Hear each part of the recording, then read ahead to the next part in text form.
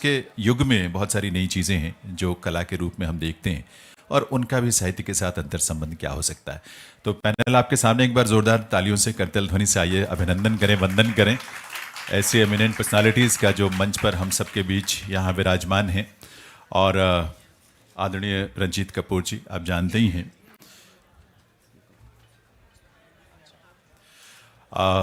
Theatre के बहुत ही रंगमंच के बहुत ही प्रख्यात विभूति, बहुत बड़ा योगदान है आपका। संगीत नाटक अकादमी अवार्ड भी उस योगदान के लिए आपको दिया गया। और थिएटर करियर की शुरुआत अपने पिता की ऑनरशिप में जो पारसी थिएटर कंपनी थी, उस कंपनी के साथ आपने शुरुआत की थी और बाद में एनएसडी के लिए निर्देशन किया। बाद में एक स्वतंत्र निर्देशक के रूप में आप लगातार इस क्षेत्र में सक्रिय रहे हैं और योगदान देते रहे हैं। बहुत सारी पीढ़ियों को, नई पीढ़ियों को आपने प्रशिक्षित किया, तैयार किया, थिएटर के साथ जोड़ा उन्हें। बहुत सारे लोकप्रिय नाटकों का मंचन हुआ आपके निर्देशन में। बॉयजेक, बिच्छू, बेगम का तकिया, जनपद किस बहुत ही चर्चित आपके नाटक हैं। आपने बहुत सारे नाटकों का अनुवाद और रूपांतरण भी किया, उनका एडेप्टेशन भी किया। फिल्मी क्षेत्र में भी आपने कार्य किया। फिल्म आधारशिला के लिए आपने गीत लिखे और संगीत भी दिया और कई सारी क्लासिक फिल्में हैं। जाने भी दो यारो, मोहन जोशी हाजिर हूँ, एक रुका हुआ फैसला, खामोश, बैंडिट क्वीन, लज्जा, इनके लिए आपने डायलॉग्स लिखे, संवाद लिखे आपने इन फिल्मों के लिए। मध्य प्रदेश सरकार द्वारा शिखर सम्मान और निर्देशन में उपलब्धि के लिए संगीत नाटक अकादमी अवार्ड से आपको विभूषित किया गया है। तो आप सबकी करतल ध्वनि के साथ बहुत बहुत अभिनंदन वंदन है ऐसी विभूति को इस मंच पर। हमारे साथ बहुत ही प्रख्यात writer, columnist, curator, heritage conservationist Sujata Prasad ji भी हैं इस पैनल में, हम सबके बीच शामिल हैं। उनका भी बहुत बहुत स्वागत है, अभिनंदन है। नई पुस्तक, चर्चाएं बहुत होती हैं, तो वो चर्चा आप तक ज़रूर पहुंची होगी और आप में से हो सकता है बहुतों ने उस पुस्तक को पढ़ा भी है। द ड्रीम ऑफ रिवोल्यूशन, जो आपकी नवीनतम एक पुस्तक है जिसका प्रकाशन हुआ, जो जयप्रकाश नारायण जी की जीवनी पर आधारित है। उनकी जीवनी है दरअसल वो। आप एक पूर्व सिविल सर्वेंट और वर्तमान में तो नहीं, लेकिन योगदान रहा है national gallery of modern art की सलाहकार के रूप में भी आपकी भूमिका रही है बहुत महत्वपूर्ण। और एक नई लॉन्च की गई कला पत्रिका के आप चीफ एडिटर के रूप में भी योगदान दे रही हैं। धरोहर अनुसंधान यानी हेरिटेज जो रिसर्च है, उस पर ministry of science and technology के जो एडवाइजरी कमेटी है, ग्रुप है, उसमें एक एक्सपर्ट के रूप में आप शामिल हैं। बहुत सारे रूपों में बहुत तरह का योगदान सुजाता जी का, कला के क्षेत्र में भी बहुत योगदान है। तो आपकी करतल ध्वनि के साथ सुजाता जी का भी इस अवसर पर बहुत बहुत स्वागत, अभिनंदन है। अमृता पाटिल लेखिका, चित्रकार और पहली महिला ग्राफिक उपन्यासकार के रूप में चर्चित हैं, वो भी हमारे साथ इस पैनल में शामिल हैं। आपका ग्राफिक उपन्यास जो चर्चित रहा, कारी, महाभारत आधारित पर्व ड्यूओलॉजी जो आपने लिखा है, उसमें Adi Parva, churning of the ocean and Sauptik, blood and flowers और आरण्यक, इसका लेखन आपने किया है। मनोविज्ञान, इको फेमिनिज्म और वैदिक दर्शन को लेकर इन पुस्तकों की रचना आपने की, ये लिखी हैं ये किताबें आपने। और इस तरह के उन्हें सीमाओं को तोड़ने वाला एक असामान्य काम करने वाली महिला रचनाकार के रूप में जाना जाता है। और भारत के राष्ट्रपति से नारी शक्ति पुरस्कार भी आपको मिल चुका है। क्योमिक्स के सह संस्थापकों में से आप एक हैं और ये संस्था, आप जानती हैं कि जो वैश्विक दर्शकों के लिए गैर काल्पनिक डिजिटल कॉमिक्स पर काम करती है। अमृता जी, बहुत बहुत स्वागत है आपका। We welcome you in this panel and we also have Namita Devi Dayal ji with us in this panel। Namita Devi Dayal ji की 3 पुस्तकें प्रकाशित हो चुकी हैं, the music room, after taste and the sixth string of Vilayat Khan. Mumbai में टाइम्स ऑफ इंडिया में आप पत्रकार हैं और टाइम्स लिटफेस्ट की सह निदेशक भी रही हैं और आजकल वर्तमान में आप दक्षिण बॉम्बे में सेट वेब श्रृंखला लिख रही हैं। नमिता जी ने अमेरिका की प्रिंसटन यूनिवर्सिटी से स्नातक की उपाधि प्राप्त की है और उसके बाद की रचना की यात्रा के बारे में कुछ संक्षेप में मैंने आपके सामने जिक्र किया, बाकी बातें उनसे हम सुनेंगे।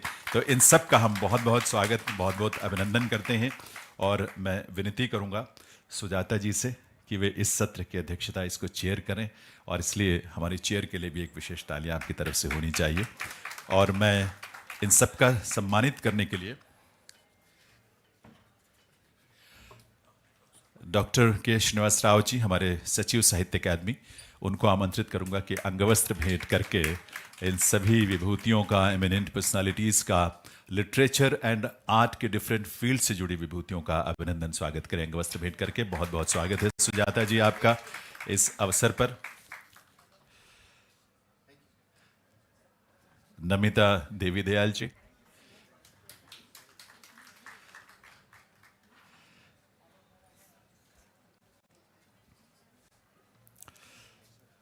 रंजीत कपूर साहब और Amrita Patil. We welcome you all in this session on literature and other arts. And now over to Sujata ji.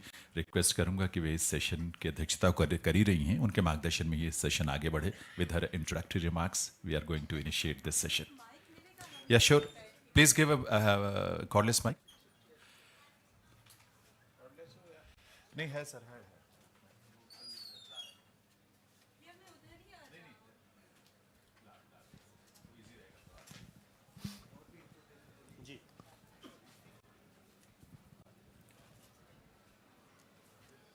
Thank you. Jainendra जी, आपने मिनिस्ट्री ऑफ कल्चर की याद ताज़ा कर दी. ये हमारे सबसे फेवरेट एंकर हुआ करते थे. इनकी सुंदर हिंदी के बाद मैं थोड़ा सा अंग्रेज़ी का प्रयोग करूँगी, बुरा मत मानिएगा. First, all the puerile things. The relationship between literature and arts is multifaceted and they're always in a protean dialogue.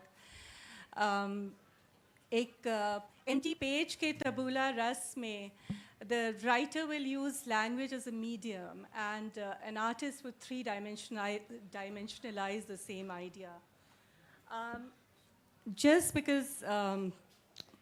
Just to give you a little bit of a bhumika about our subject, मैं थोड़े से examples आपको देना चाहती हूँ. Although I don't think this audience here needs any such examples, but इतना close relationship है दोनों का.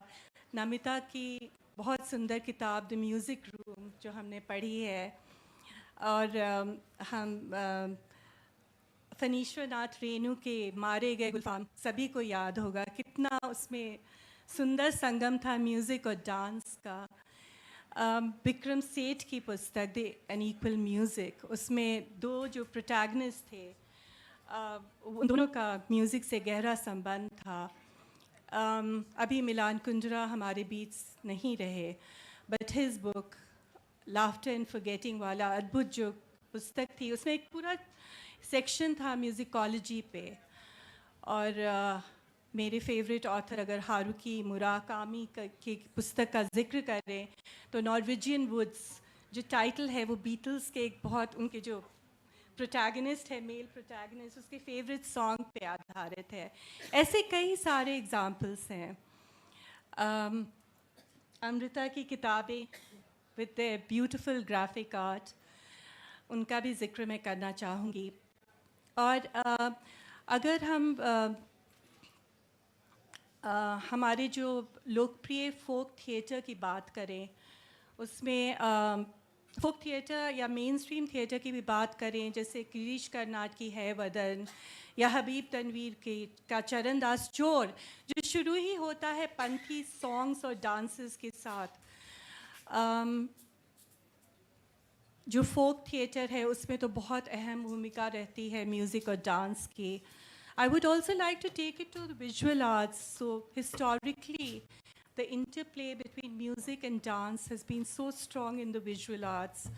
आप अजंता के फ्रेस्कोस को ही ले लें, वो जो जातक टेल्स हैं उनका विजुअल रिप्रेजेंटेशन है.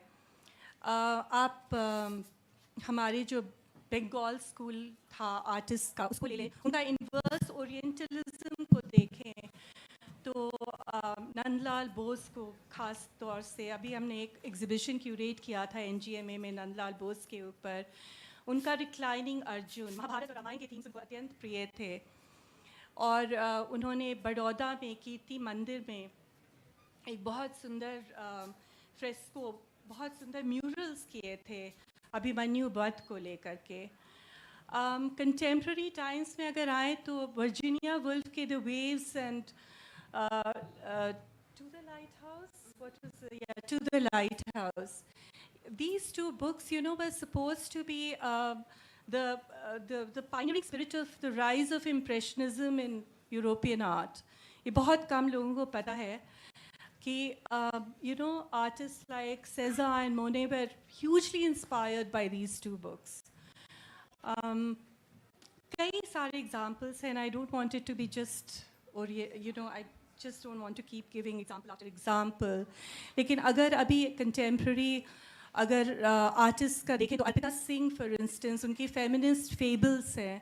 They remind you so much of the woman destroyed. Simone de Beauvoir's phenomenal book. हमारी अर्पणा कौर हैं, उनका जो artwork है that illustrates many a books.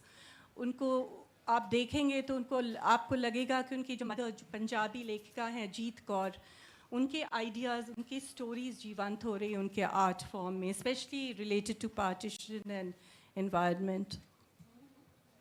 हम डांस की तरफ जाएं. I can see people from the world of dance here. तो डांस को तो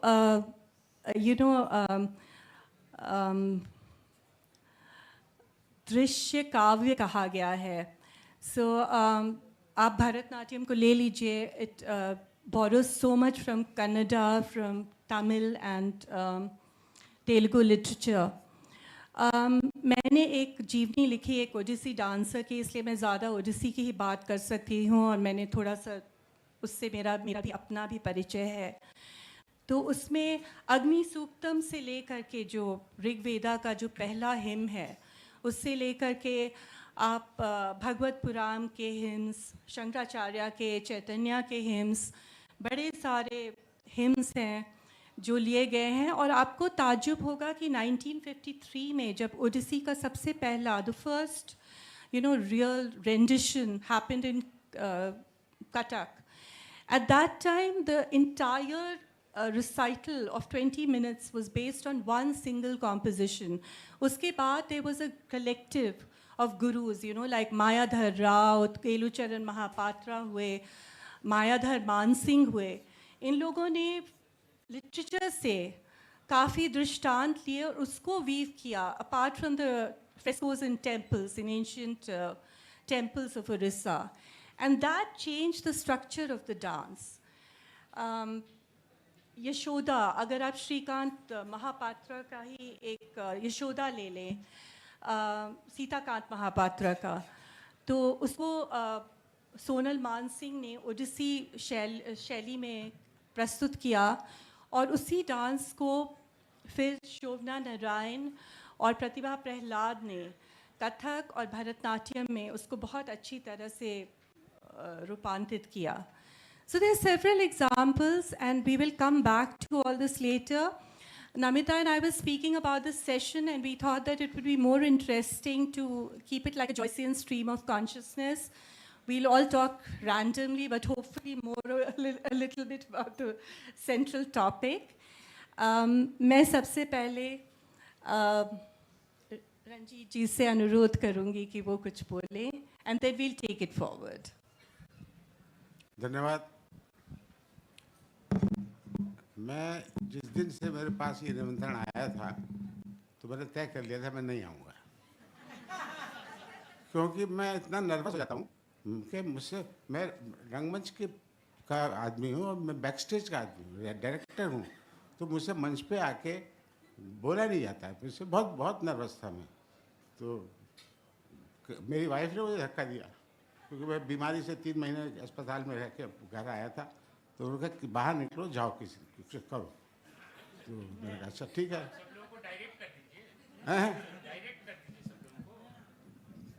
नहीं तो मैं अगर मुझसे निराशा होगी तो उसकी दोषी जो होंगी मेरी वाइफ होंगी. लेकिन आप बहुत अच्छा बोल रहे हैं, ये नहीं बताया. अब नहीं तो अब क्या है, सबसे बड़ी दिक्कत है ना कि मैं संवाद का आदमी हूँ, कि रंगमंच का आदमी हूँ, तो संवाद प्रधान होता है. रंगमंच तो बातचीत हो तो हाँ नहीं तो अभी अकेला बोलना तो मन की बात हो गया. तो वो मेरे बस का नहीं है. और बड़े अच्छी बातें पिछले वाले सेशन में बहुत अच्छे क्रांतिकारी बातें हो रही थी. प्रश्न पूछो. हाँ, आपने भी किया. हमें जिज्ञासु होना चाहिए. गवर्नर साहब ने भी कहा प्रश्न पूछना बहुत ज़रूरी है. प्रश्न सामने किससे पूछें ये तो पता लगे कि किससे पूछें. और अगर आप कविता की और इन सब क्रिएटिविटी की बात करते हैं तो अभी आपने जेम्स जॉयस की बात की, स्ट्रीम ऑफ कॉन्शियसनेस. एक्चुअली मुझे लगता है ये तो टर्म जेम्स जॉयस को बाद में दी गई है। दोस्तोयेवस्की की सारी राइटिंग वही, वो उसके उसके राइटिंग तो उसने तो इतने कष्ट सहे हैं और लेकिन देखिए उसमें भी ह्यूमर आ जाता है। कैसे आ जाता है? बात हो रही थी क्रिएटिविटी कैसे आती है। बेचारे उसको एडिक्टेड था, वो जुआ बहुत खेलता था दोस्तोयेवस्की, तो उन्होंने आकार से उन पर बहुत हो गए थे, बड़ी धमकियाँ उनकी मिल रही थी। तो एक पब्लिशर आ गया कि अभी मैं तुम्हारी सारी किताबें छाप दूंगा लेकिन मुझे तुम ऐसा दे दो। एक तरह से उसके सारे अधिकार छीन रहे थे। तो उन्होंने कहा अच्छा, और कहते 1 महीने मुझे चाहिए उपन्यास पूरा। अब उनके हाथ में भूल गए, तो वो लिखे 3-4 दिन बाद 1 हफ्ता निकल गया, लिख ही नहीं पा रहे थे, क्या करूं। तो वहाँ से जो है क्रिएटिविटी शुरू हुई। उनको उन्हीं दिनों पता लगा कि स्टेनोग्राफी नई याद हुई है, कि स्कूल था वहाँ पता रहे स्टेनो, वहाँ गए और 30-35 स्टेनोग्राफर थे। तो उसमें से एक लड़की थी एन, वो राजी हो गई कि ये बोलते जाए। और इनके लिए बहुत नई चीज़ थी, वो इनोवेटिव चीज़ थी, कि उस वक्त तो नहीं थे। तो किसी तरह से वो उन्होंने उपन्यास 1 महीने में लिख के दे दिया। तो यहाँ से सबसे बड़ी क्रिएटिविटी थी आई कि उन्होंने अपने कर्ज से मुक्ति पाई और उससे उसकी जो उसने निचोड़ लेना था इनको, उससे वो छुटकारा इनको मिला। दूसरी क्रिएटिविटी कई बार ऐसे होती है कि मेरे फादर की थिएटर कंपनी थी, पारसी थिएटर कंपनी। तो इस शहर से उस शहर, एक महीना यहाँ, 15 दिन वहाँ, 20 दिन ऐसे। मध्य प्रदेश को उस वक्त 43 ज़िले होते थे, अब पता नहीं कितने, मुझे नहीं पता कितने हैं अब। तो मध्य प्रदेश के कितने ज़िले हैं? हाँ, उस वक्त 43 होते थे। तो हर ज़िले के मैं गया हूँ, कंपनी गई है, और हर ज़िले की 4-4 तहसीलों में गए हैं। तो पूरा कई सालों तक मतलब इधर मैं सीहोर में पैदा हुआ था। बाय द वे यहाँ से भी शुरुआत करना था एक क्लीशे से कि मेरा यहाँ से बहुत पुराना संबंध है कि मैं यहाँ पैदा हुआ था भोपाल, सीहोर में। भोपाल में 9th क्लास तक मेरी पढ़ाई हुई है। तो खैर, तो और एक घटना बहुत ऐसी सुनाऊंगा। टीचर के बारे में बात हो रही थी कि टीचिंग क्या होती है, टीचर कैसे होने चाहिए। अच्छा, एक बात पहले मैं बता दूं कि मैं बोलने में अच्छा नहीं हूँ, और ये आपका कमाल होगा कि इसमें से आप कोई अर्थ निकालने हैं। मेरे अनर्गल बोलने में मैं डिसजॉइंटेड और बिल्कुल जिसे कहते हैं, अब वही कहूँगा बकौल गालिब के, बक रहा हूँ जुनून में क्या क्या, कुछ न समझे खुदा करे कोई। तो आपको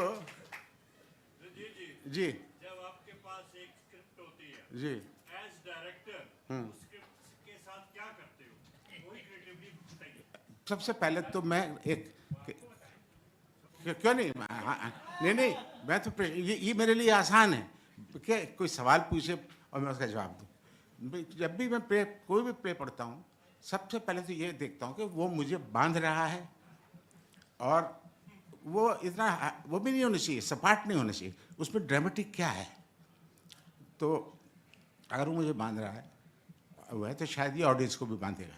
अब मेरा काम ये है कि मैं इसको प्रस्तुत कैसे करूं। मैं एक मिसाल देता हूं। प्ले है 19th सेंचुरी का वॉइसेक, जर्मन प्ले था, जॉर्ज ब्रोकनर का लिखा हुआ, और उसके बहुत कम प्रोडक्शन हुए थे दुनिया में, क्योंकि वो बहुत मुश्किल प्ले था। और एक्चुअली बाद में देखा जाए, जब मैंने उसके बारे में सब रिसर्च को पढ़ना शुरू किया, उस वक्त तक इंटरनेट तो होता नहीं था, तो लाइब्रेरी में जो भी इंसाइक्लोपीडिया था सब छान मारा, तो पता ये लगा, किसी क्रिटिक ने उसके बारे में ये लिखा था कि उसके नाटक में, वाइजेक के अंदर एक्सप्रेशनिज्म, रियलिज्म, कौन से सोरियलिज्म, सारे के सारे इज्म मौजूद है। और उसने ये भी लिखा था अभी पता नहीं कितने इज्म और आने बाकी हैं, जो पता लगे कि उसका भी सोर्स यही है। तो वो उसने सोच के नहीं लिखा था, महसूस करके लिखा था, फ्रेंच रेवोल्यूशन के ज़माने में लिखा था। तो वो नाटक मैं करना चाहता था, मुझे बहुत अपील किया। तो मिस्टर अलकाजी हमारे डायरेक्टर थे, तो सबने, मेरे 8 डायरेक्टर थे हम वो स्कूल में, तो उनको प्रोडक्शन करना था, अपना डिप्लोमा प्रोडक्शन। तो सबने अपना तय कर लिया था प्ले, मुझे बुलाया, मैं उनके कमरे में गया, और बहुत सख्त थे हमसे, बहुत उनसे कांपते थे, डर लगता है। हम उनको हिटलर बोलते थे, लेकिन वो बहुत प्यारे हिटलर थे। तो उन्होंने पूछा मुझसे, आपने तय किया? वो लिख रहे थे बैठे, मैं तो देखा भी नहीं, ऐसे कुछ कर रहे थे। आपने प्ले तय कर लिया है? मैंने कहा जी सर, मैं खड़ा हूँ। कौन सा प्ले करना है? मैंने कहा वॉइस एक्ट। व्हाट? मतलब एकदम ऐसे मुझे देखा, मतलब मुझे तो भूख सर गई। लेकिन मैंने कहा सर रिपीट किया वॉइस एक्ट। नो। चुपचाप मैं खड़ा, लेकिन मैं छोड़ने वाला नहीं था। मैंने कहा क्यों सर? पहले बहुत मुश्किल प्ले है भैया। मैंने कहा सर इसीलिए करना चाहता हूँ। फिर मेरे तरफ दिखा, ओके डू इट। बस ये 4-5 बातें अगर मेरे मुंह से ये निकल गया होता, नहीं नहीं मुझे तो मुश्किल नहीं लगता है, मुझे कभी नहीं करने देते, लेकिन मैंने कहा मुश्किल है इसीलिए मैं करना चाहता हूँ, चैलेंज के तौर पर। उसी नाटक पे मुझको बेस्ट डायरेक्टर अवार्ड मिला, तो नेशनल स्कूल ड्रामा से वो मैं पास करके, वो बहुत बड़ी मेरी धरोहर है मेरी लाइफ का। और अब मैं आता हूँ ये कि मेरा इस यहाँ जो मैं पढ़ा हूँ 9th क्लास से, मेरे फादर की मैं बताया ना कंपनी थी, तो इधर से उधर भटकते रहते थे सब कुछ। तो मेरा भी एक क्रिएटिव काम था उसमें। मैं एक्टिंग स्टेज पर नहीं जाता था, मेरा क्रिएटिव काम ये होता था कि दिन में हमारा नाटक रोज़ बदल जाता था, तो दिन में सब पेड़ पे बोर्ड जो है टंग जाते थे, तो बीच का हिस्सा जो होता था उसको रात को पोत दिया जाता था कि इसमें कल कौन सा नाटक होगा, वो लिख के तो वो लिखने का काम मेरा था। तो मुझे लगता था मैं पेंटर हो गया, मैं आर्टिस्ट हो गया, जो बात था। और एक आर्टिस्ट थे भी, तो उन्होंने मुझे सिखाया कैलीग्राफी है। हाँ, तो कैलीग्राफी वो भी बहुत बड़ा आर्ट है। तो मेरा ये काम होता था कि सुबह उठ के वो पोस्टर पर कि आज नाटक कौन सा होगा, लैला मजनू होगा, शीरी फराद होगा, या ब्रू बसंत होगा, समाज के फूल होगा, कौन सा होगा। सब नाटक ज़्यादातर उनके होते थे, आगा काश्मीरी के या मुंशी दिल लखनवी। और कुछ हमारे कलाकार जो थे वो ऐसे थे जो कि न्यू अल्फ्रेड कंपनी जो थी उसमें आगा से काम करते थे, उनके साथ काम किए हुए लोग थे, वो एक्टर्स थे। जब वो कंपनी बंद हो गई तो मेरे फादर की कंपनी में ये लोग आ गए। मेरे फादर की कंपनी भी बहुत बुरी थी, जब हालत होने लगी तो बारिश हो गई। अब बड़ा लपक किस्सा है, अभी डिटेल में नहीं जाऊँगा। मुझसे कहा हुआ है कि मैं अपनी जीवनी लिखूं। तो 5 साल पहले आजमगढ़ में हमारी चेयरमैन थी उस वक्त, जो उन्होंने कहा आप अपनी जीवनी लिखिए पारसी थिएटर पर सब चीज़। मैंने कहा मैं लिखूँगा, लेकिन मेरे पास पैसे नहीं है। कहते हैं हाँ आप हमको एक चिट्ठी लिख दीजिए तो हम स्कॉलरशिप फेलोशिप देते हैं, 2 डिपार्टमेंट ऑफ कल्चर के भी दे देंगे और उसको भी दे देंगे। मैंने कहा मैं रोटी कैसे खाऊँगा? तो लेकिन आज तक कुछ नहीं हुआ, क्योंकि वो बदल गई, चेयरमैन बदल गई, सब कुछ बदल, तो कुछ तो कौन पूछता है। जो नीचे का अफसर है वो उन्होंने बहुत इंटरेस्ट दिखाया और उन्होंने कहा बहुत कोशिश की उन्होंने, लेकिन उनके कुछ करने से होता नहीं था जब तक ऊपर की उसे नहीं हो। तो मैं थोड़ा सा I'd like to interrupt you a little, sorry, गुस्ताखी माफ, लेकिन नहीं बिल्कुल नहीं, आप वो बिल्कुल अधिकार है। क्योंकि हम लोगों ने शुरू में ही तय कर लिया था फॉर्मेट कि ये मैं अब अमृता आपसे पूछना चाहूँगी, what do you think of the intersection between literature and the arts? It's your graphic novels are all about that intersection. So Chata, I think for me it's best if I show rather than tell. So would you prefer that I do it right now? I could. So can we move? So can we do it a little later? Just or would you like to? I would like to, just because I can speed through it as much as you want. You give me a time. I'm not a rambler, so you can. Yeah. Okay. Could someone just? Oh, where's the laptop? No, there was a laptop here which had been set up with my PowerPoint. No? Okay, so we'll keep it for later. So why don't you speak a little anyway? So, तो मेरा जो काम है ना, इसमें writing और art एक साथ आते हैं। तो ये किताबें हैं जो कि लिखी गई हैं अडल्ट ऑडियंस के लिए, और उनमें पेंटिंग्स हैं, इलस्ट्रेशंस हैं, आर्ट है जो कि ऑल्सो बच्चों के लिए किया गया काम नहीं है। सो in my own life, I have found that it is kind of impossible for me to bootcamp writing and art. They are part of who I am.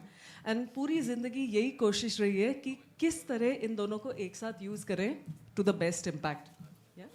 So there have been various attempts with that. There have been attempts to work with different media. In some books, now my books are very diverse. पहली जो किताब थी, वो एक queer story थी set in urban Bombay, ad agency, young women, life, love, death scenario.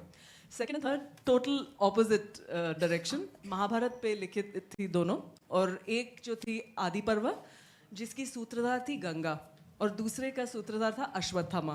तो basically unexpected सूत्रधार telling a story that belongs to everybody. चौथी जो किताब थी वो है आरण्यक, जो कि फिर से it is a complete shift from the other two sets of books done before. ये थी Vedic philosophy, ecofeminism. Oh, it's here. Excellent. Actually, it's okay.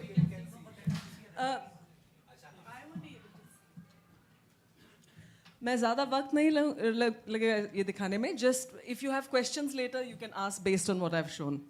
First book, queer, Bombay, young, female, androgynous, friendship. What's the name of the Kari? It's called Kari. It's called Kari, right? तो ये किताब थी मेरी पहली किताब. तब तो मुझे बिल्कुल भी पता नहीं था मैं क्या कर रही थी. I was just very grateful that somebody was willing to publish me at all. So in a sense, it had all the lightness of step that a first work can have, which later on becomes hard to replicate, क्योंकि हम self-conscious हो जाते हैं. तो ये इसका grammar काफ़ी कुछ जो आप कॉमिक समझते हैं उसी टाइप का है, in that it is clear outlines, grey black. It was a work of fictionalized memoir, oblivious to readership, and it had lot of magic, realism, and Bombay coming together. Oh my word, ऐसे कैसे हो गया? Can you just check? No. The next work that I did, by that time I was around closer to 30, and I had to make a decision कि फिर से इसी तरह की कहानी लिखनी है about a feminist female urban setting, या फिर something totally different. And at that point, because the earlier book had been so close to my skin, it became very, very important to do something else. So rather than my story, मैंने बतानी थी कहानी जो कि सबकी कहानी है. So I moved towards mythology. It was not an obvious choice because I did not grow up in a family where mythology or religion was of any great significance. So in a sense, there was a freedom of exploration even on those fronts. I absolutely hope it comes on because there is no point. Okay, all right. After that, all through the time, there is a continuous कि तुम है क्या ये काम? तुम लेखिका हो, तुम artist हो, and ऐसा हमारा predisposition होता है that if somebody does two things, you think they are not that great at either. So basically, I'm not highbrow enough to be lit, but art भी कर रहे हो तो painting का है भैया, ये तो कुछ ऐसे cartoon type बना रहे हो. So basically, it's a very interesting space. So you can either work it to your advantage. I shall step over this carefully. Now, I bring you to my next work, which is based on the Mahabharata. First thing you'll notice is that it looks completely different. It's in vibrant color, collage, acrylics. क्योंकि जो महाभारत का multiverse था उसमें black and white उचित नहीं था मेरे ख्याल से. So it is like this again. There is no attempt to run away and hijack with my own propaganda. सिर्फ एक सूत्रधार बदलने से कहानी बदल जाती है. And that was what happened in these books. यदि हो सके तो आप ऑर्डर कर सकते हैं. हापर कॉलिन्स ने सभी किताबें छापी हैं. This story was everyone story told by outlier. क्योंकि मैं अपने आप को थोड़ा सा अजीब समझती हूँ और ज़िंदगी भर यही था कि this is a slightly strange person. ये सेंसेशन कभी मुझसे निकला नहीं है. फिलहाल आजकल साड़ी वाड़ी पहन लेती हूँ तो I kind of look the part of somebody presenting normally, but there is a sense of deep seated oddness which has never left me. And for me the people on the fringes are very important. Ashwatthama हो जिसके माथे से खून बह रहा हो, या गंगा हो जो कि एक इंटरेस्टिंग किस्म की मम्मी है जो अपने बेबीज़ को डुबा देंगी अच्छे कारण के लिए. So these outlier characters are of great importance to me. Next work again shift of scene. बहुत सोलो काम हो चुका था तब तक because I think my way of dealing with my own life issues was to work them out through my books. Now came the time to work with somebody just as a personal challenge. I worked with somebody who's as different from me as possible. उनका नाम है देवदत्त पटनायक. वो मुझसे बहुत ज़्यादा famous हैं, आप उनको जानते होंगे. तो ये किताब उसका ब्रेकअप इंटरेस्टिंग था. 85% was my work, 15 was his. So we discussed the spinal cord of the story, and then he left it to me to work. This is a story about learning to see the other person, and I'll come to the end of my presentation soon. Basically, हम लोग सिर्फ उन लोगों के साथ बात करना जानते हैं आजकल जिनकी सोच विचार की प्रोसेस कम्प्लीटली हमारी तरह है. तो इस बुक का मेन पॉइंट इज क्या आप उन लोगों से बात कर पाओगे जिनकी शक्ल आपसे मिलती जुलती नहीं है और जिनके विचार आपसे मिलते जुलते नहीं हैं. और देवदत्त और मैं we both came to the realization कि हमारे देश में फिलहाल कॉन्टिनेंटल ड्रिफ्ट चल रहा है कि एक इस तरफ जा रहे हैं एक उस तरफ जा रहे हैं, बात करने का जरिया नहीं है. So this was the aim of the book. उसके बाद लास्ट थिंग अलग किस्म अगेन का effort because now I have reached mid-40s mummy ji phase where hopefully अपने खुद के प्रॉब्लम्स अभी बदल के trying to understand the world at large. बहुत ही होनहार और विलक्षण बुद्धि के लोगों के साथ हमने एक कंपनी शुरू करी है जिसका नाम है ऑटियर, जिसका एक ब्रांच है कॉमिक्स, जिसमें हम इसी माध्यम से नॉन फिक्शन कहानियाँ बताए जा रहे हैं जो कि इस टूटे हुए दुनिया के लिए there is a way forth with this. These are non-fiction stories about everything under the sun in multiple languages as an app that you can download and use and subscribe to. That is the end of my presentation. Art, text, many ways, always an attempt to look within and hopefully some success in meeting the eyes of another person as well. Thank you.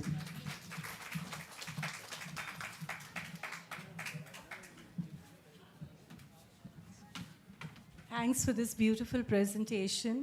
आज सुबह नमिता और मैं बातचीत कर रहे थे कि हम it's so nice that you talked about your books कि हमें कभी कभी मन करता है कि हम अपनी किताबों को डिसोन कर दें. Because the minute I saw Namita and she introduced herself, मैंने कहा द म्यूज़िक रूम, विलायत खां की वो अद्भुत पुस्तक. So she said please I want to go beyond this, I am not even thinking of these books. And this was so similar to what I was thinking also. I have been thinking for a long time and you know that one wants to ठीक है हो गया पीछे हटो. But anyway, Namita, getting back to it, we will not let you escape from your books. Please tell us a little bit about the music room and the lovely book on Vilayat Khan. So I think after listening to all the different sort of ingredients that go into, breaking silos and bringing together different art forms and different spaces, I thought of two more to add to music and literature in my case. And one was visual memory, because that was a really big ingredient in the case of writing the music room, which was very memoiristic. And I'll tell you a little bit about how I went into that space. And the second is boredom. I think a lot of artists don't give enough credence to that, because sometimes you're just driven to do, to create something because out of sheer, nothing else happening in your life, which was again a reason that I wrote the music room at that point. But to go back to the idea of visual memory, when I started this book, I was told I was actually in a class, in a seminar, and the teacher said, just write the first chapter of a novel.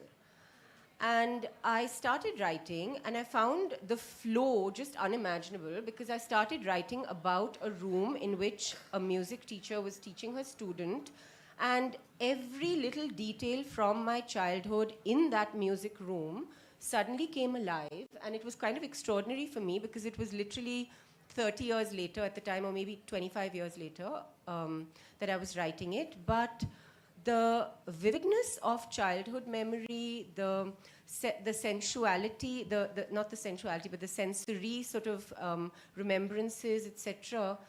I don't think one can attribute it to any art form or artistic form, but it was a very big part of that whole experience of me navigating that world. And yes, but one's own. So I guess what I was trying to say is that one tends to put art into a slightly lofty realm, and I really genuinely believe that every single person has some elements that they can write about if, of course, they figure out the structure of how to put it all together. but they're just stories and stories and stories to tell. So I was neither a musicologist nor a historian of music, nor, not even a professional writer. I just had to write a story, and I started telling this story, which was very real. I think the other very interesting thing that happened was that I had this unique position of being outside that world and inside that world, and that gave me a certain objectivity, because I noticed that a lot of the books on the arts, and especially on artists, tend to be a little hagiographic. They tend to sort of like elevate the artist into being this great old person, etc. And they may be that, but they also happen to be just human beings who are flawed and have the normal conditions of the human condition, which is what I tried to do in the Vilayat Khan book. But so I guess I wrote the music room really with all these different things going on, and just as a little girl from a very different world who was entering this absolutely gorgeous, amazing world, first as a reluctant student, and then just getting drawn in, not just by the music, but by many, many other things that come in that world. And I think that's what struck a chord with a lot of non-musical readers and non-artist readers, because I was evoking an emotion about unrequited musicianship in a way, which I think is more important than being a successful artist, because that is a far more universal thing, right? I think that the story of Dhondutai was one about somebody who wasn't successful necessarily in the mainstream sense, and yet she was completely and genuinely a musician, a great teacher. And of course, then there's backstories about Kesava and Nadia Khan. And for me, this book was also about breaking silos, about how three different worlds, and the world of mine, which is really an English-speaking South Bombay world, which has very little to do with the traditional arts actually, could come together in a musical space. So I was touching on many, many different elements that may not have to do with Indian classical music per se, but are actually very universal. How a Muslim court musician, a Devdasi courtesan singer, a very Brahmin, middle-class Maharashtrian artist, and a girl who was educated in a very English-speaking outside world could come together seamlessly and would not have otherwise been in that same space in any other context, really. They would not even perhaps eat in each other's homes for various other prejudice, reasons. And music really becomes that space. And I think I was really trying to do that. I was telling my story as well. It was a very organic and honest attempt to enter a world that I think is really quite special, not just for its music.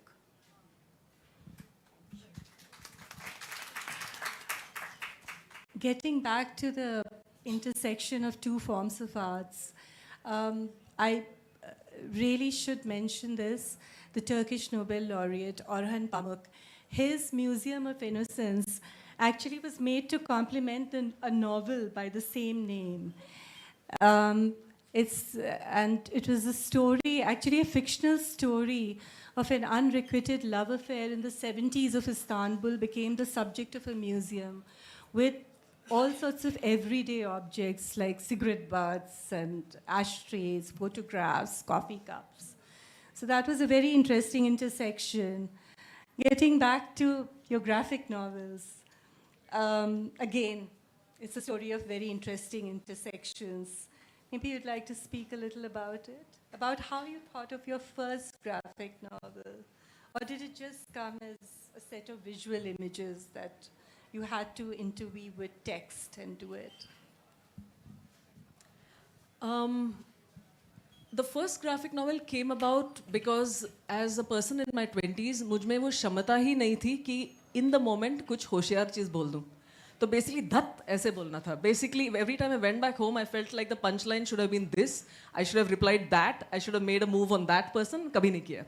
So at that point, I kept a visual journal in which there was a character loosely based on myself but better dressed and definitely with better lines. Okay? So it came about as a way to live the unlived life. But beyond that, in all of my works, I am a complete sucker for beauty. Huh? So matlab the beauty of things, of color, like the tactile and the everything. That is such a large source of what drives me as a human being, that to tell stories where there's a capacity to move people not just with words, but with something that is a lovely purple, a purpling, a composition, lights. Thank you so much. So it's actually a quest for beauty, and in many ways the shifts in the novels are because मैं खुद ही bore हो जाती हूँ. तो एक book और दूसरे book में treatment का फर्क है ताकि मैं खुद engage रहूँ in the process. So there's a bit of that going on. Yeah. Ranjit ji, the final words will be yours. ये फाइनल वर्ड नहीं है, मैं खाली एक एनेक्डोट बताना चाह रहा हूँ. टीचर के बाद में बात हो रही थी ना. मैंने हायर सेकेंडरी पास कर ली. उसके बाद फिर मैं कॉलेज में दिया. शिवपुरी की बात है, पास में ग्वालियर मध्य प्रदेश में. शिवपुरी में मैंने माधव कॉलेज में फर्स्ट ईयर में मैंने लिया. तो एक साल एनसीसी कंपलसरी थी. उसमें जो यूनिफॉर्म थी बहुत ख़राब थी, मलेशिया की. वो तो पहनने नहीं जाता नहीं था. तो मेरी अटेंडेंस कम हो गई. वो कंपलसरी थी तो मुझे एग्ज़ाम में नहीं बैठने दिया. तो एक साल मेरा उसमें बेकार हो गया. बहुत इंपॉर्टेंट बात बताना चाह रहा हूँ. अब दूसरे साल में मैं वही का मैंने अपनी फैकल्टी चेंज कर दी. मैंने कहा भैया मुझे वो आप दे दो लिटरेचर, उसमें आ जाऊँगा. और मैं पहले साइंस से था, बायोलॉजी. तो वहाँ मैं एक दिन देखा मैंने कि एक क्लास खाली थी. मेरा एक दोस्त था रफ़त, अब तो उसकी डेथ हो चुकी है, कई साल हो गए. तो वो हम दोनों की जोड़ी थी. हम लोग बैठ के कैंटीन में गप्पे मारते थे सब कुछ कॉलेज में. लेकिन वो उस दिन आया नहीं. तो मैंने देखा एक क्लास खाली थी. तो मैं वहाँ जाके चुपचाप से बैठ गया. वहाँ प्रोफेसर आए और उन्होंने अपने शुरू कर दिया कुछ भी. अचानक उनकी नज़र मुझ पर पड़ी. तुम कैसे क्लास के हो? मैं खड़ा हो गया. नहीं सर. तो यहाँ क्यों बैठे हो? मैंने कहा सर मैं ऐसे बैठा हूँ, मैं डिस्टर्ब नहीं कर रहा हूँ. Get out. अब मैं थोड़ा सर मैं डिस्टर्ब नहीं कर रहा हूँ. मैं जाके वहाँ हाँ ही करूँगा. उससे अच्छा यहाँ बैठ के मुझे अच्छा. Get out. इतनी बुरी तरह से उन्होंने किया. मैं बाहर हो गया और गेट आउट ही रहा मैं. उसके बाद मैंने कॉलेज ही छोड़ दिया. तो अभी आपको बताता हूँ ये क्या ये सच्ची घटना है मेरे साथ, मेरे जीवन. मैंने कॉलेज छोड़ दिया. तो टेक्निकली मैं हायर सेकेंडरी पास. मैं उसके बाद लखनऊ चला गया 2 साल बाद. मेरे गुरु थे जिनको काव्यगत गुरु मानता था, डॉक्टर परशुराम शुक्ल भी रही, बहुत अच्छे कवि. और उनकी अभी 2-3 लाइनें मुझे याद है, मैं सुनाऊंगा आपको. तो खैर उनको मैंने उन दिनों में कहानियाँ लिखता था. तो मैंने कहानियाँ भेजता था पत्रिकाओं में, वापस आ जाती थी खेत के साथ. तो एक कहानी मैंने उन दिनों लिखी थी, तो उसको मैं भेज रहा था सारिका में. तो मैंने कहा इस बार इस्लाह ली जाए उनसे. वो तो मैंने उनको कहा कि बड़े जी इसको एक बार कहानी को देख के मुझे सलाह दीजिए. दूसरे तीसरे दिन कहानी पढ़ के आए तो उन्होंने कहा रंजीत ये बहुत अच्छी कहानी है. और मैंने पेंसिल से अंडरलाइन कर दिया है कि इसकी जो लास्ट की लाइन है ये कहानी को कमज़ोर कर रही है, तो इसको निकाल दो. और वो मेरे लिए पंच लाइन थी. जब हम पंच की बात कर रहे मैं कहूँ यार मैं कैसे कर दूँ, कैसे निकाल दूँ इतनी अच्छी लाइन. लेकिन मेरे सद्बुद्धि दी भगवान ने कि मान लो ये कहानी छप गई और ये लाइन उसमें रही तो उनका कितना अपमान होगा विनय जी का. तो मैंने काट दी मैंने और मैंने भेज दी. वो सारे काम भेज दी थी. कमलेश्वर संपादक होते थे. वो कहानी छप गई और उसमें डॉक्टर धनंजय वर्मा ने उस दशक की जो मुख्य प्रमुख कहानी है उनमें से उसको शामिल किया उस कहानी को. खैर तो उन पर मेरा इतनी श्रद्धा हो गई थी उन पर. उसके बाद मैं लखनऊ चला गया. लखनऊ में मैं अब सबसे मिलता था. मेरी वाइफ मिलाती थी. कोई ग्रेजुएट है, कोई पोस्ट ग्रेजुएट है, तो बड़े हीन भावना महसूस होती थी. तो मैंने उनको एक चिट्ठी लिखी. अंतर्देशीय पत्र आया करते थे उन. मैंने उनको लिखी कि बड़े जी मैं बहुत हीन भावना महसूस करता हूँ कि यहाँ मैं सिर्फ हायर सेकेंडरी पास हूँ. मुझे कोई दिशा निर्देश दीजिए कि मैं आगे पढ़ाई कैसे करूँ, प्राइवेट करूँ, कैसे करूँ. लौटती डाक से उनकी चिट्ठी आई. गौर से सुनने वाली बात है. लौटती डाक से उनकी चिट्ठी आई. प्रिय रंजीत ये तुम्हें क्या हो गया है? जिस उलझन से बच के निकल गए थे उसमें दोबारा फंसना चाहते हो? जीवन के जिस विश्वविद्यालय में तुम हो उससे बड़ी पढ़ाई कहीं नहीं. और तुम तो अपने आप को हीन समझते हो कि तुम सिर्फ हायर सेकेंडरी पास हो, निराला तो मिडिल पास थे। मुझे लगता है इससे अच्छे एक कोई टीचर की मोटिवेशनल चिट्ठी हो नहीं सकती। कितने वर्षों तक मैं संभाल के रखी, दिल से लगा के रखी। मुझे बहुत अच्छा लगा। मेरी बहन गई है शिवपुरी, 96 के है वो जिंदा है अभी। तो मेरी मोबाइल बैंक जो मोबाइल है उससे क्या बोलते हैं उसको, वीडियो कॉल कराई, मेरी बात कराई। वो भी रोने लगे, मैं भी रोने लगा। क्यों ऐसे इसी भोपाल के अंदर मेरे फादर की थिएटर कंपनी में बच्चे थे, फैमिली थी, तब्बू रखते थे। तो 150-200 लोगों का स्टाफ होता था। तो उनके बच्चे भी थे, 20-25 हम लोग सब बच्चे रहते थे। तो एजुकेशन वो इतना ध्यान रखते थे। उसको तो ईपी टेंट अलग से लिया था स्पेशल। तो उसमें 2 टीचर रखे थे, एक राजस्थान के थे अजीत जी और एक ओम प्रकाश जी। उनको तनख्वाह दी जाती थी स्कूल से और सबको वो पढ़ाया करते थे। तो पहली क्लास मैंने अपने स्कूल से पास की। उसका सर्टिफिकेट नहीं था क्योंकि मान्यता नहीं थी।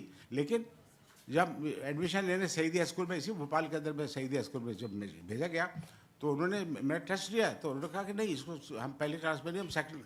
तो मैं दूसरी क्लास से मेरा एडमिशन हुआ। तो ये एक बहुत बड़ी बात थी मेरे फादर की इसके पढ़ाने की। तो मैं यहाँ ये मुझे पता लगा, जब मुझे शिखर सम्मान मिला था, मैं भोपाल आया, मेरी वाइफ भी साथ में थी। तो मुझे पता लगा किसी ने कि मेरे दोस्त हैं रफ़ी शब्बीर, मेरे और दोस्त थे, उनकी कोविड में डेथ हो गई, मंजूर एहतशाम, बहुत बड़े राइटर। तो मुझे पता लगा वो जीवित है। हम लोग ढूंढते ढांढते उनके घर पहुंच गए और अजीत जी के, और मेरे पैर छुए, उनके भी आंखों में आंसू आ गए। और मेरे तो आके मैंने कहा कि मेरा पहला अक्षर ज्ञान मुझे आपसे मिला है। तो एक गुरु के लिए मैं और तो कुछ नहीं कर सकता था। बस एक मिठाई का डब्बा लेके गया था, पैर मैंने उनके छुए थे और उन्होंने मुझे गले लगा लिया।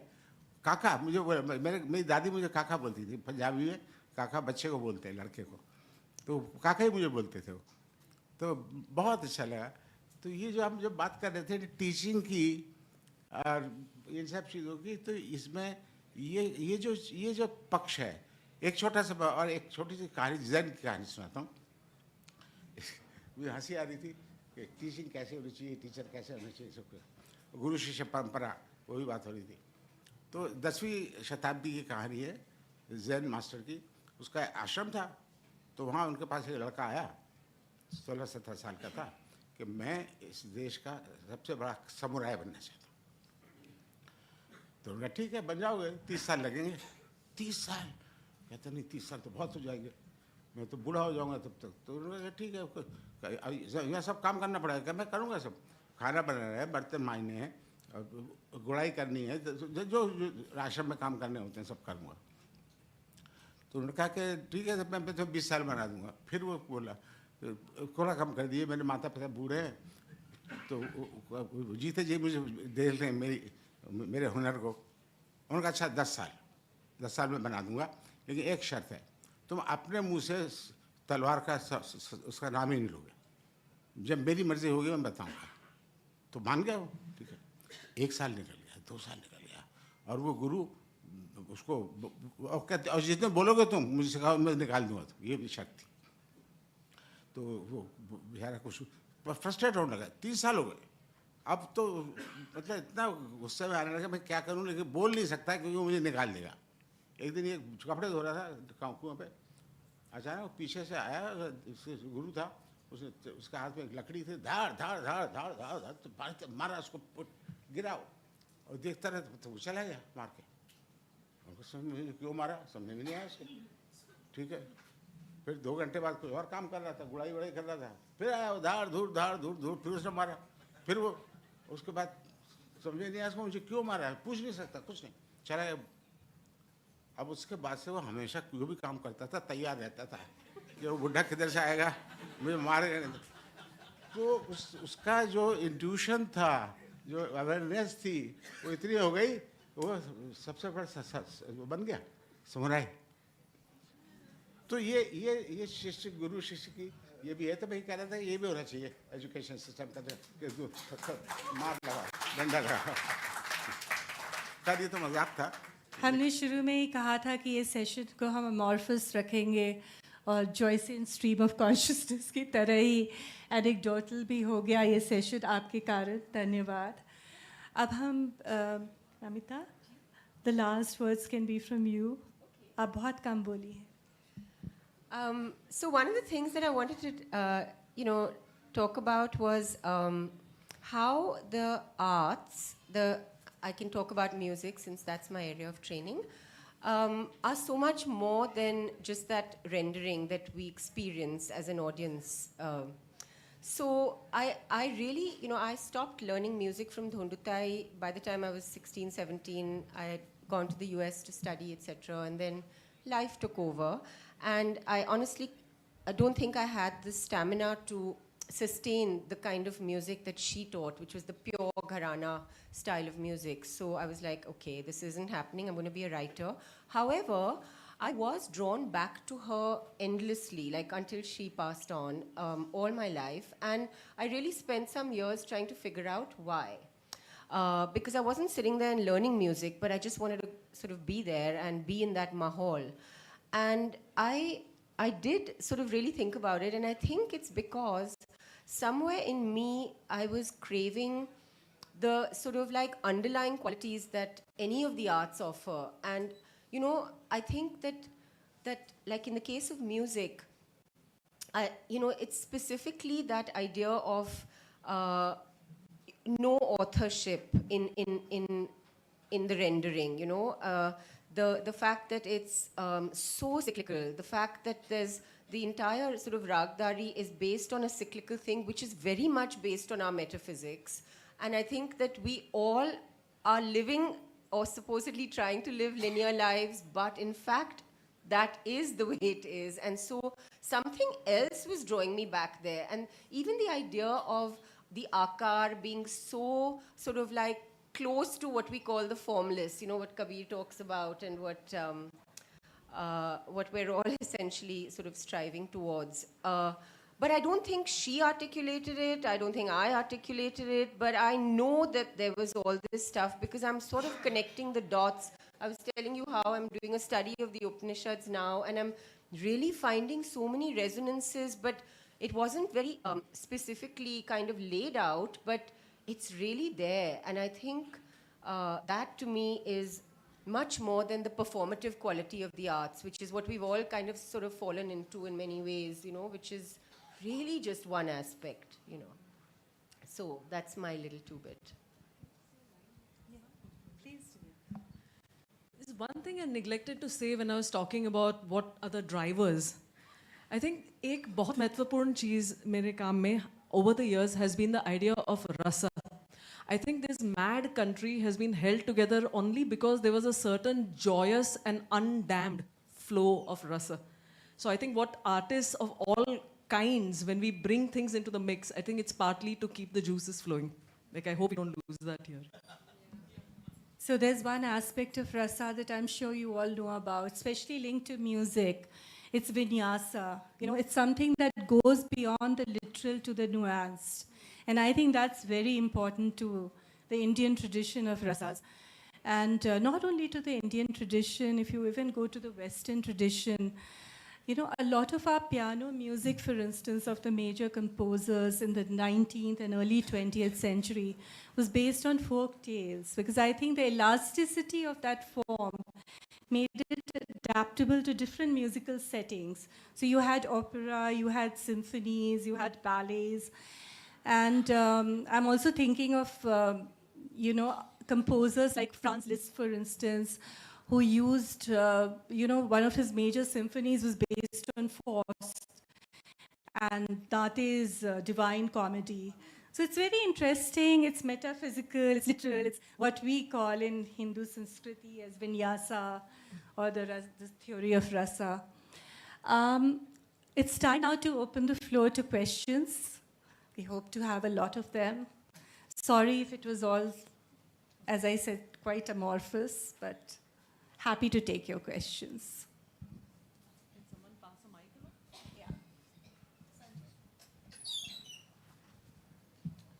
It's just a comment to say it needs to be literature and the arts, because everything that everybody's talked about is not about the othering. Yes. It's about an amalgamation, and that there is no boundaries between literature and the arts, as all of you have done.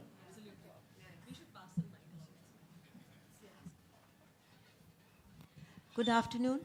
I am Kaniz Razavi. I am an editor of non-fiction, basically academic, but I'm also doing fiction at the moment.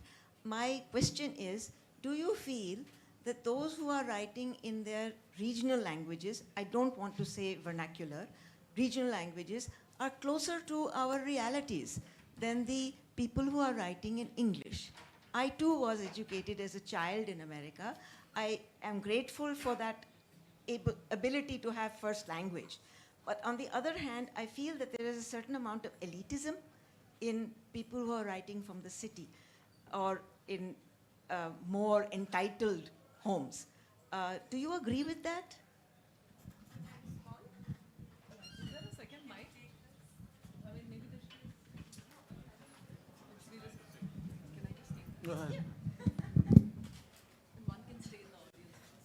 Okay.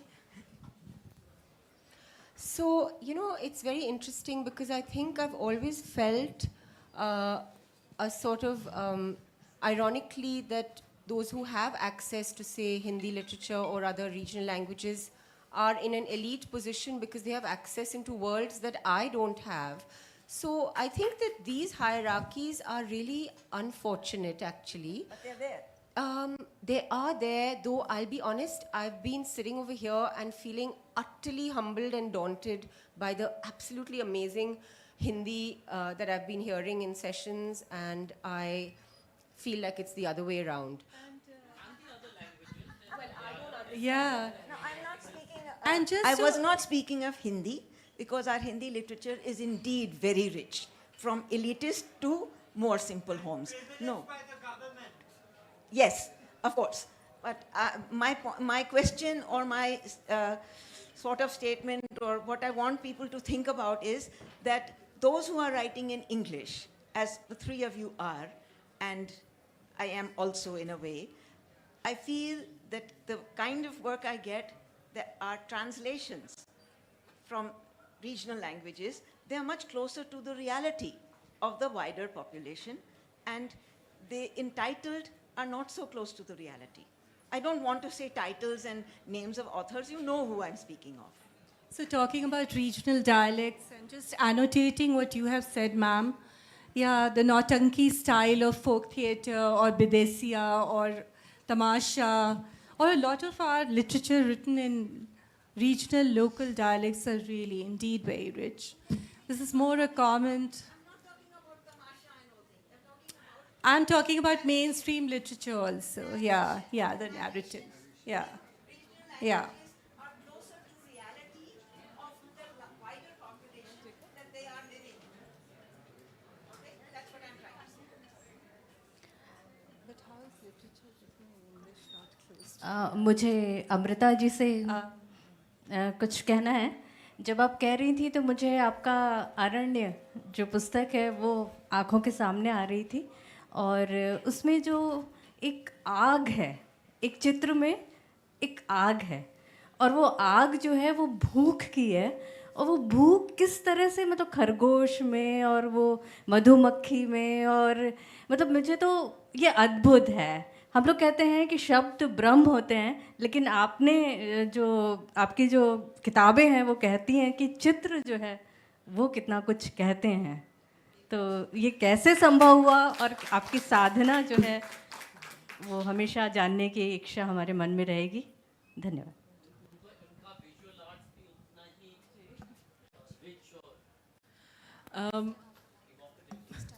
Basically ये इसलिए it works is because visuals are actually speaking of metaphors. तो वो भूख की, अन्न की भूख है, लेकिन आप मुझे पहचानो, इसकी भी भूख है. और जब आप बोल रही थी रियलिटी की बात, तो मैं बिल्कुल सहमत हूँ कि ये बड़ी लिमिटेड रियलिटी है, पर ये कम रियल नहीं है. लेकिन बात यही है कि नहीं just hear me out, I understand what you are saying. I feel that there is a degree to which you can listen to Jangpura and GK2 and South Bombay tell their reality. It is deeply fascinating. Now and then there'll be the occasional writer who's able to get to the pulse.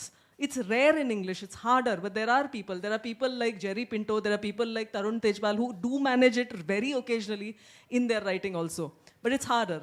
Yeah. No, no. But that's precisely what I'm saying, ma'am. I'm not in disagreement. Okay, yes.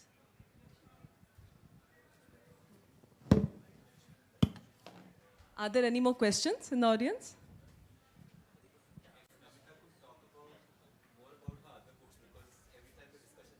The music room. We did talk about Vilayat Khan.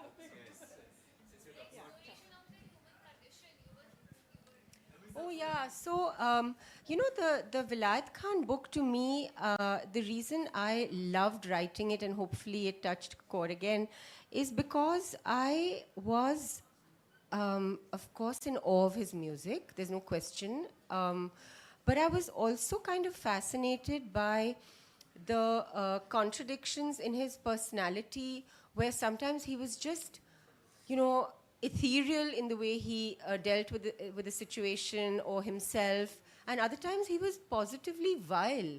And I tried to address his story in the most non-judgmental way, because I think that it's really important to allow an artist to be who he or she is and really explore his life with, as I said, शायद कहीं कोई ideology भी हमें नजर आनी शुरू हो जाए. I don't know what should be the answer. I'm questioning you. I'm not sure I can answer that question because it's so personal to each artist and how they would want to articulate their art. And some artists have been extraordinarily articulate. You know, we were just talking about Shubha Mudgal. Kanishk was telling us about Shubha Mudgal and how she manages to write really funny stories as well. Anish Pradhan has written a book, but I don't think every artist has either the time or the interest. So that's a very individual choice. I don't think an artist is so concerned with ideology of their music as much as really the music itself. They can.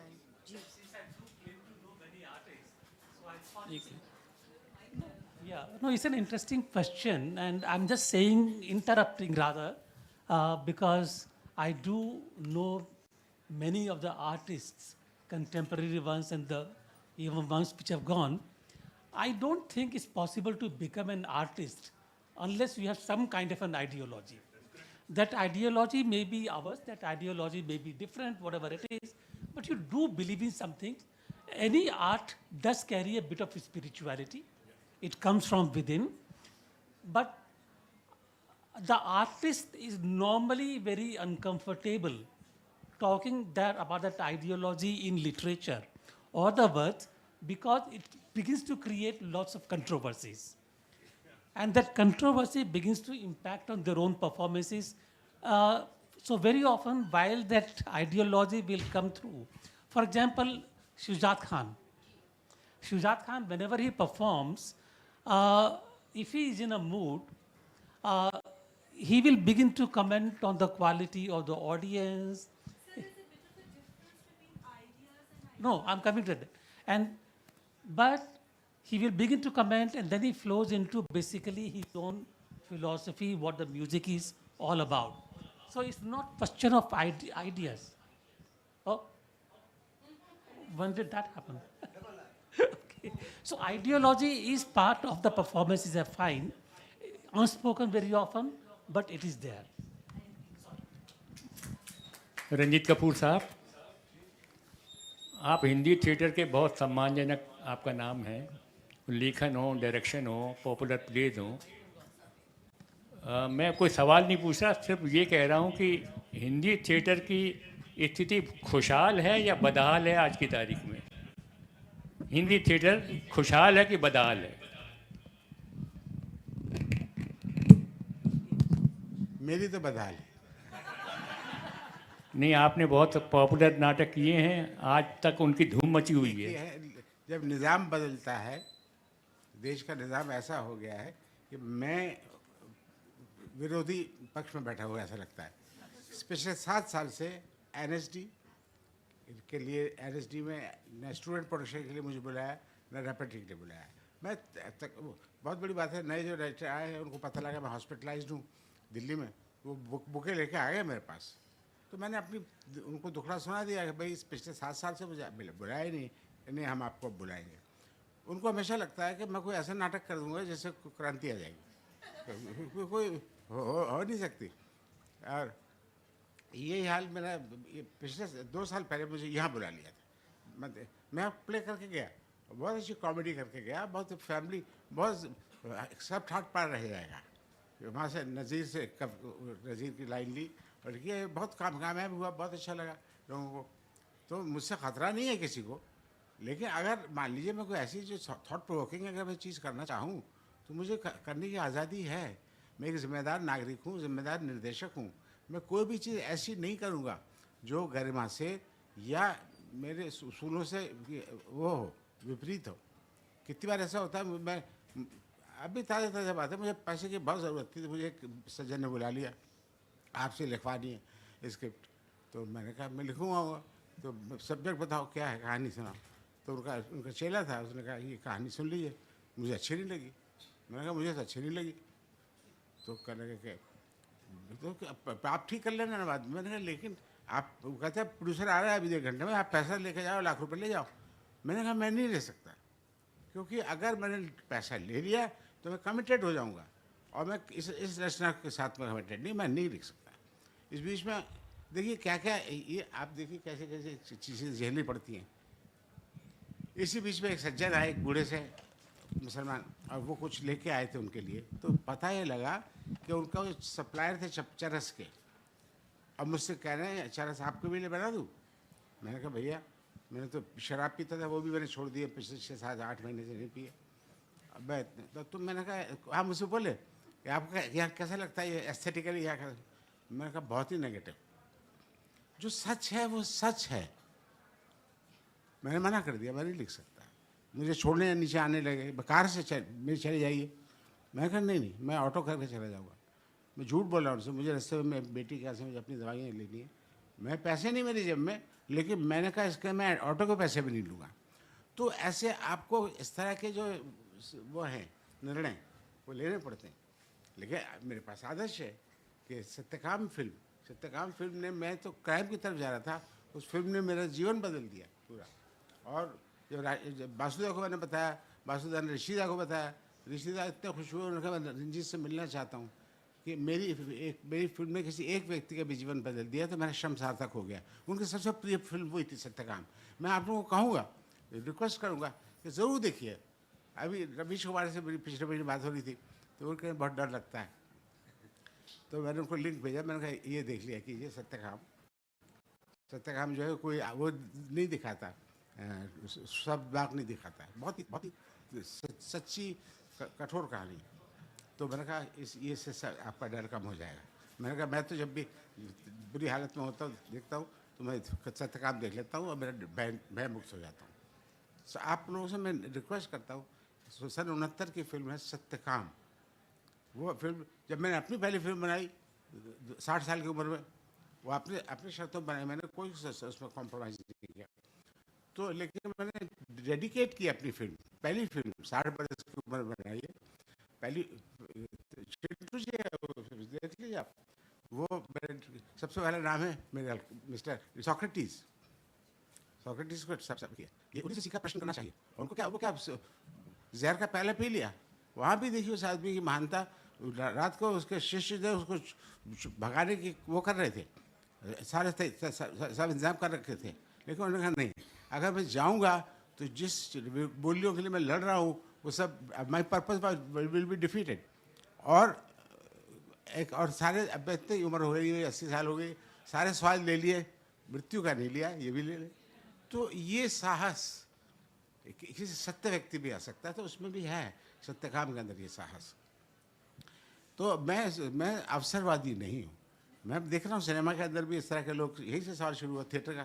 तो theatre और cinema एक ही लगभग एक ही जैसी हालत है कि वहाँ भी मैं बेकार हूँ, क्योंकि मैं जिस तरह की फिल्में, अगर आप IMDb पे जाइए या मुझे गूगल कीजिए, आपको जो मिलेगा तो आप देख लीजिएगा कि उसमें कोई भी फिल्म मैंने वो घटिया फिल्म नहीं की। जितनी फिल्म मैंने की हैं बहुत ही ऑफ बीट फिल्म्स हैं, बहुत अच्छे, चाहे कभी हाँ कभी ना ले लीजिए, कॉमेडी है लेकिन वो आपको बहुत अच्छी लगी। जब स्टूडेंट्स की बात हो रही थी, पढ़ने लिखने की बात हो रही थी, उसमें भी तो मुझे लगता है मैंने बहुत इतने स्टूडेंट्स मुझे मिले जो उनके एग्ज़ाम चल रहे थे दिल्ली में, उन्होंने कहा इतने मिले कि हम सर इतनी 3-4 बात एग्ज़ाम के दौरान देखिए, क्योंकि स्टूडेंट्स जो थे उसके साथ बहुत आइडेंटिफाई करते थे। शाहरुख आज भी कहता है कि मैं सबसे ज़्यादा आइडेंटिफाई मैंने किसी फिल्म से किया है वो कभी या कभी ना है। एक लड़का कमज़ोर लड़का झूठ भी बोलता है, क्या क्या नहीं करता है, लेकिन अंदर से कहीं वो ईमानदार है। तो वो जो ईमानदारी है वही मेरी वह धरोहर है कि मैं अपने काम में मैंने कोई बेईमानी नहीं की है। आप जितनी फिल्में देख लीजिए, जाने भी दो यारों से लेके अभी तक। अब आज ये है कि आज मैंने जाने भी दो यारों पार्ट 2 लिखा है, लेकिन मुझे प्रोड्यूसर नहीं मिला, किसी की हिम्मत नहीं है।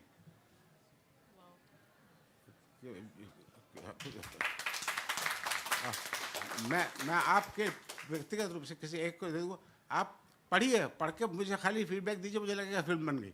मेरे दोस्त हैं जावेद सिद्दीकी, वो राइटर हैं, वो मुझसे सीनियर हैं, मैंने उनको भेजा है, मैंने कहा आपकी राय इस पर जानना चाहूँगा, तो मैं वो राय भी भेजूँगा। उन्होंने लिखा है तो शुक्रिया, आपने मुझे इस काबिल समझा कि अपनी स्क्रिप्ट शेयर किया। लेकिन मैं समझता हूँ कि ये एक दूसरा माइलस्टोन है। अगर ये फिल्म बन गई तो मतलब ये उसको पिछली फिल्म को भी पीछे छोड़ दी क्योंकि वो ज्वलंत है। और जहाँ बात हम करें, मैं एब्स्ट्रैक्ट भी मैं खूब समझ सकता हूँ, लेकिन मैं बहुत रियल चीज़ जो वो चाहता हूँ, अपने काम में भी वो चाहता हूँ कि जिसका आपसे रोज़मर्रा का लगाव हो, जिसको बैठ के घंटों वो नहीं करना पड़े सेमिनार कि ये बात कर रहे हैं वो बात कर रहे हैं। एब्स्ट्रैक्शन अच्छा है, लेकिन बहुत ही मुझे तो सॉलिड, मुझे रियलिज्म चाहिए। तो मैं मेरी जाने दो यारो, और मैं इस बारे में ईमानदार हूँ। मद्रास वो अपना कुंदन की डेथ हो गई, डायरेक्टर कुंदन था, तो मुझे बुलाया गया गोवा में फेस्टिवल, इंटरनेशनल फेस्टिवल में, तो वहाँ एक स्पेशल शो रखा था पूरी प्रेस कॉन्फ्रेंस से। तो वहाँ मुझसे पूछा गया कि आपको कैसा लगता है, आपको श्रेय जाता है कि हिंदुस्तान की पहली पॉलिटिकल सटायर आपने लिखी है। मैंने कहा रॉन्ग, मेरी पहली पॉलिटिकल सटायर सन 60 में लिखी गई थी, फिल्म बनी थी परख, वो फिल्म थी विमल रॉय ने बनाई थी, आप वो भी देखिए। आप मैं जो बात कर रहा हूँ आप हाँ मैं सही कह रहा हूँ। तो मैं जो अनडिजर्व्ड नहीं है वो नहीं लेना, शेयर नहीं लेना चाहता, लेकिन मैं चाहूँगा कि इस वक्त जो देश में हो रहा है उसके लिए भी हम मुंह खोलें, और उसके लिए हिम्मत होनी चाहिए, और उसके लिए कुर्बानी करने के लिए भी एक वो होनी चाहिए।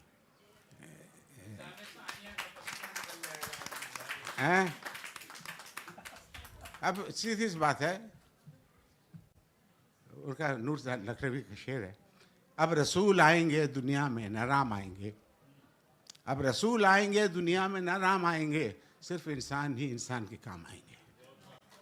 ये मुझे तो मैं अभी भी मैं होपफुल हूँ, अभी भी किसी ने अब एजुकेशन की बात कर रहे हैं, एजुकेशन से कह रहे हैं उसका चैप्टर ही निकालने दे रहे उनका मुगलों का।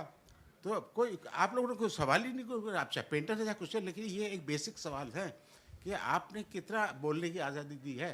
हम लोग किस में रह रहे हैं, हम जनतंत्र है, लोकतंत्र है, और हमारा ये राइट है। हम बताइए आप, तो ये हम हिम्मत क्यों नहीं करते हैं? हम इतने वो हो गए, डरपोक हो गए, अपने हित देखते हैं सब, और हम देखते हैं हाँ बस बादल सरकार ने एक बड़ी अच्छी बात कही थी, कभी हो नहीं गए रंजीत भाई, ये है कि it's part of our education. आप स्कूल में क्लास में सवाल करोगे किसी से, आपको कह जाते हैं चुप करो, माँ बाप से सवाल करते हैं तो कहते हैं कि टीवी देख लो। नहीं, मैं बिल्कुल ऐसा नहीं हूँ, मैं बिल्कुल और गवर्नमेंट से सवाल करते हैं तो कहते हैं फिर जेल जाओ। नहीं, मैं ऐसा नहीं हूँ। मेरे घर में शुरू से लेके मेरे माता पिता के साथ लेके हमेशा सेकुलर वो रहा है। इसी भोपाल का दंगा हुआ था, सामने मोड़ों की बगिया थी, तो कई लोगों ने कहा मेरी मदर से कि आप यहाँ आ जाइए, मुसलमानों का हिंदू मुस्लिम दंगा हुआ था, तो हमारे मकान मालिक मुसलमान थे, दो थे, वो आ गए घर में, उनकी औरतें भी आ गई, और उनके जीजू आए, यहाँ से नहीं जाएंगे आप, हमारी नाक कट जाएगी और हमारी लाश पे आपका कोई छुएगा आपको। तो मेरी माँ ने मना कर दिया। मेरी माँ ने मैंने मेरी माँ ने मना कर दिया, मैं नहीं जाऊँगी कहीं, ये रहूँगी। आपको ज़रूर जाने भी दो। हाँ, वो मेरे, हाँ नहीं बोलेंगे अभी उन्होंने मंडला में बहुत स्ट्रॉन्ग स्टेटमेंट दिया था मणिपुर के वायलेंस के ऊपर, और आपको ज़रूर सीक्वल बनाना चाहिए जाने भी दो यारों का। ये सईद मिर्ज़ा कहते हैं कि it is a really angry political film. वो कहते हैं कि इसको लोग हंस के इस फिल्म को कैसे टाल देते हैं। मुझे चंदा करके मुझे पैसा नहीं चाहिए। लेकिन कुंदन शाह ने कहा कि रवि वासवानी के डेथ के बाद कि अब सीक्वल बन ही नहीं सकता। नहीं मुझे नसीर ने भी कहा। जी जी नहीं, नसीर साहब। अच्छा, आप कुछ प्रश्न पूछना चाहती थी? जी। नसीर साहब ने मुझसे कहा कि वो फिल्म नहीं बन सकती अब। मैंने क्यों नहीं बन सकती है? मैंने कहा आप मुझे मूर्ख समझते हैं, वो क्या उम्र में मुझसे छोटे हैं। सुनिए ना, उम्र में मुझसे छोटे हैं, वो NSD में बड़े सीनियर थे, तो मैं वो जो हमारी जो वो है प्रोटोकॉल, उसका मैं ध्यान रखता हूँ। तो वो मुझे रंजीत कहते हैं, मैं उनको नसीर साहब बोलता हूँ, हालांकि मेरे डायरेक्शन में काम कर चुके हैं। तो मैंने उनसे कहा आप मैंने लिखी है तो मुझे भी पता है नसीर मर चुका है, रवि वासवानी मर चुका है, मुझे ये भी पता है कि भारतीय ऐसे का मर चुकी है। तो अगर मैंने लिखी होगी तो ऐसे थोड़ी लिख दी होगी, कुछ तो होगा। तो ऐसा कर मुझे भेज दीजिए। मैंने भेज दिया, वो पढ़ना ही नहीं। वो जाने भी तो यार, शायद एक जापानीज हाइकू की तरह नहीं थी, बहुत लोगों ने कुछ लिखा उस पे। नहीं किसी ने कुछ नहीं उसके प्रतिक्रिया नहीं वो उसमें मैं ही था, और उसमें सतीश कौशिक को मैंने अपना असिस्टेंट बना लिया था, और उसके लिए बहुत बड़ी। नमस्कार आप सभी को। हाँ जी, खासकर नमिता जी, आपने बताया विलायत खान साहब पे आपने किताब लिखी, उस्ताद विलायत खान साहब पर। तो मैं आपसे जानना चाहूँगी, जैसे हमारे हिंदुस्तानी संगीत में सितार में दो ही नाम, अगर हम सितार की बात करें तो दो ही नाम आते हैं, पंडित रविशंकर और उस्ताद विलायत खान साहब। उस्ताद विलायत खान साहब के बारे में एक ये भी कहा जाता है कि वो बहुत मूडी थे, और मैं बचपन में मिली भी हूँ उनसे। तो मैं जानना चाहती हूँ आपका उनके साथ कैसा अनुभव रहा, और क्या आप वो सुन पाई, उनसे वो चीज़ें ले पाई जो आप अपनी किताब में असल में लाना चाहती थी? क्योंकि मुझे जहाँ तक ऐसा लगता है वो उतना खुल के शायद नहीं अपनी चीज़ों को बांटते थे। तो आपका क्या अनुभव रहा? क्योंकि ऐसी जो एक ग्रेट पर्सनालिटी, उनके बारे में लिखना आपके लिए भी एक बहुत मशक्क़त वाला काम रहा होगा। मैं उस बारे में जानना चाहती हूँ आपका अनुभव। धन्यवाद। आपको ताजुब होगा, पर मैं उनसे कभी एक्चुअली मिली नहीं, एक्सेप्ट वंस जब ये किताब के बहुत पहले था। तो actually this book required essentially, I would say, a lot of detective work, because when you write about somebody like him, for every story there is an opposite story as well. Partly because so you have to rely on vast amounts of narratives told by different people, and then use your judgment to put it all together, and really sort of glean both the stories and what's not told. And when you're interviewing people, you have to sort of like observe their expressions, see what they're choosing to tell you, why they're choosing to tell you. So a lot of these artists don't have any kind of like documented archival information available. So I interviewed people from former lovers to his vet in Shimla, to of course his sons, his students, etc., and pieced this together really very clearly, disclaiming the book by saying that this was my lens into the world through all the people that I had. It was really not some authorized biography, vagera. So yes, his moodiness, etc., comes through very clearly.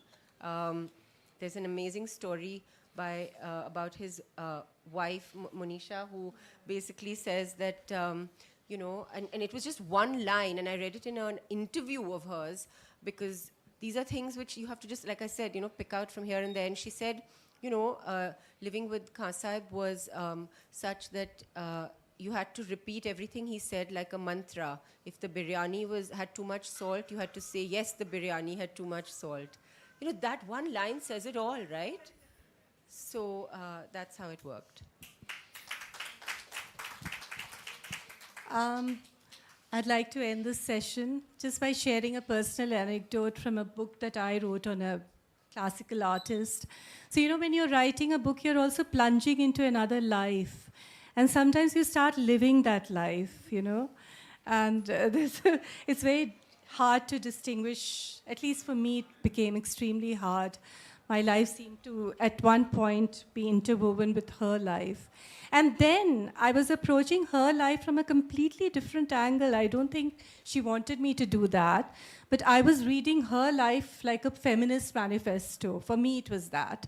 So I was trying to, you know, bring my own idea of feminism and superimposing it on her situations. And she may not have interpreted it like that.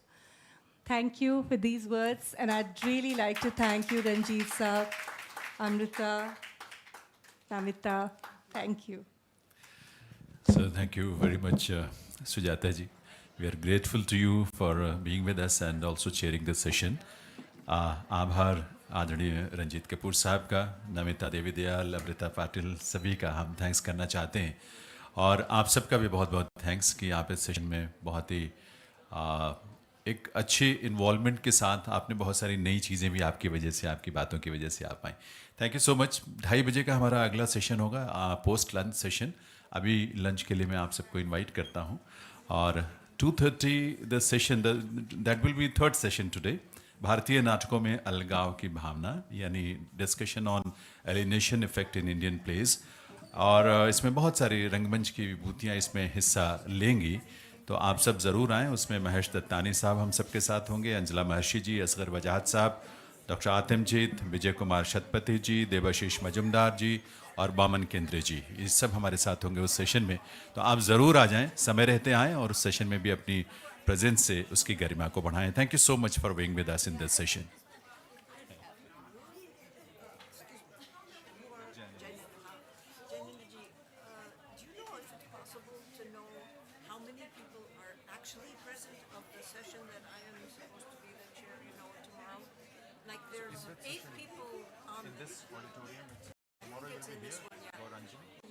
It's at 2:30 p.m.